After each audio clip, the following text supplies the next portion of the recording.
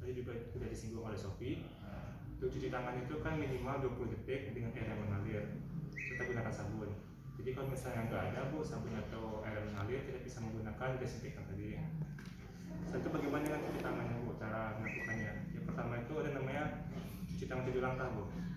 Yang pertama itu sabunnya itu digosok di telapak tangan. Habis itu di sela-sela jari bu. 2 kan, 3. Habis itu bagian ujung-ujung jari bu, ini. Habis itu bagian jempol. Habis itu nanti balik lagi ke ujung jari. Yang terakhir bu, seluruh pergelangan tangan nanti. Itu kita harus kita terapkan di seluruh tangan kita, mau kita nanti sebelum makan ataupun setelah makan. Jadi kapan kita hal-hal yang harus kita lakukan, kapan kita melakukan cuci tangan itu bu?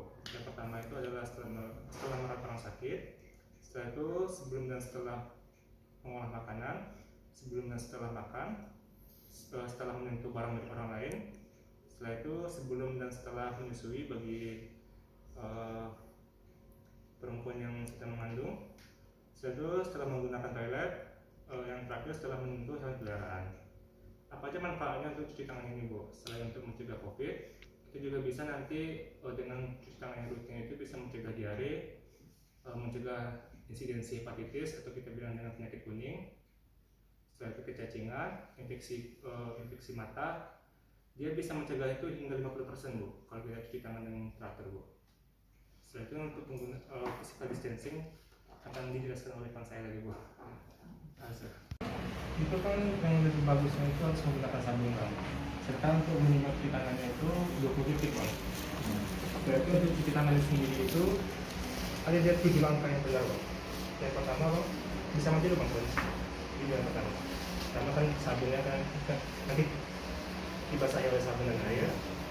Habis itu nanti tangannya itu dilap. Habis itu bagian sela-sela jarinya. Yang kedua, sela-sela jari. Habis itu bagian ini bang, ujung jari. Habis itu bagian jempol.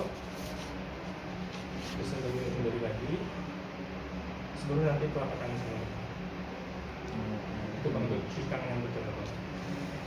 Jadi untuk kapan kita harus cuci tangan bang? Seharusnya gitu kan.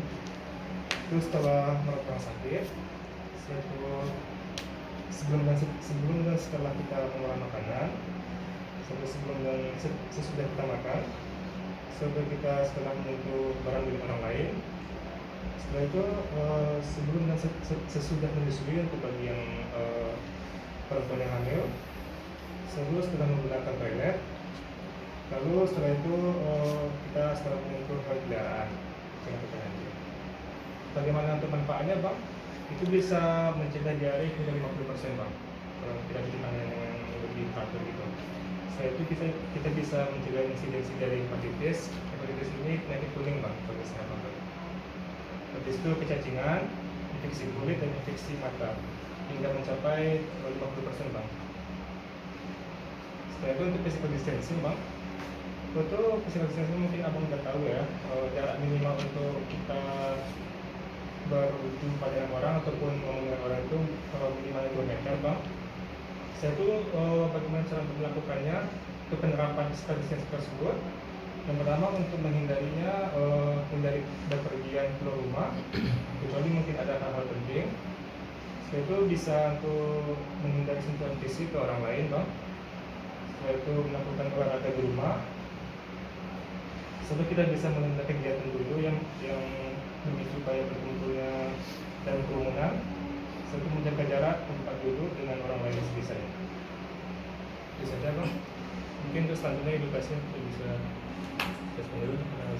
Sebelumnya Pak ya, saya sedikit akan memberikan Pak informasi tentang edukasi bagaimana cara untuk mencuci tangan dengan lebih baik saat pandemi COVID ini, serta saya akan menjelaskan tentang physical distancing sama COVID. Jadi Pak ya, bagaimana cara mencuci tangan lebih baik Pak ya? Jadi minimal untuk mencuci tangan itu adalah 20 detik Pak dengan air sabun dan air yang mengalir ya. Jadi bagaimana dengan cara mencuci tangan itu yang baik? Dia ada 7 langkah Pak yang bagus. Sama lagi Pak ya, coba Pak tiru Pak. Ini Ini Pak ya. Ini, Pak ya. Ini, baru nanti semua pergelangan tangan Pak. 7 langkah kan. Serta kapan nanti kita harus mencuci tangan itu yang bagus Pak. Setelah merawat orang sakit Pak, setelah itu sebelum dan setelah mengolah makanan, sebelum dan sesudah makan, setelah menyentuh barang milik orang lain, sebelum dan sesudah menyusui, setelah menggunakan toilet, dan setelah menyentuh peliharaan Pak. Jadi selain untuk mencegah COVID itu Pak, manfaat untuk cuci tangan itu ada beberapa Pak. Contohnya itu adalah untuk mencegah diare. Setelah itu ada mencegah insidensi hepatitis. Kalau mungkin Bapak tidak tahu hepatitis itu apa, itu penyakit kuning. Bapak sering dengar ya.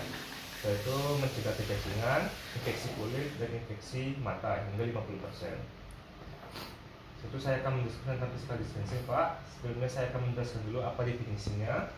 Itu merupakan pembatasan jarak fisik yang dilakukan untuk mengenalian penyebaran serta pencegahan terhadap virus corona COVID-19. Dari WHO sendiri dia menyatakan bahwa physical distancing itu antar orang minimal jaraknya itu 2 meter Pak. Jadi untuk bagaimana cara menerapkan physical distancing Pak selama COVID ini, yang pertama itu adalah hindari bepergian keluar rumah dulu kecuali ada urusan penting. Setelah itu hindari sentuh fisik kepada orang lain. Setelah itu lakukan olahraga di rumah sebisanya.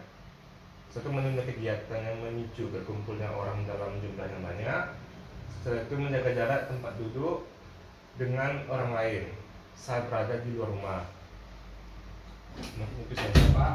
Kira-kira apakah ada yang ingin Bapak tanyakan mungkin tentang COVID ini? Tidak ada. Ada Pak ya? Ini Pak, sebelumnya saya akan memberikan masker gratis Pak ya untuk jaga-jaga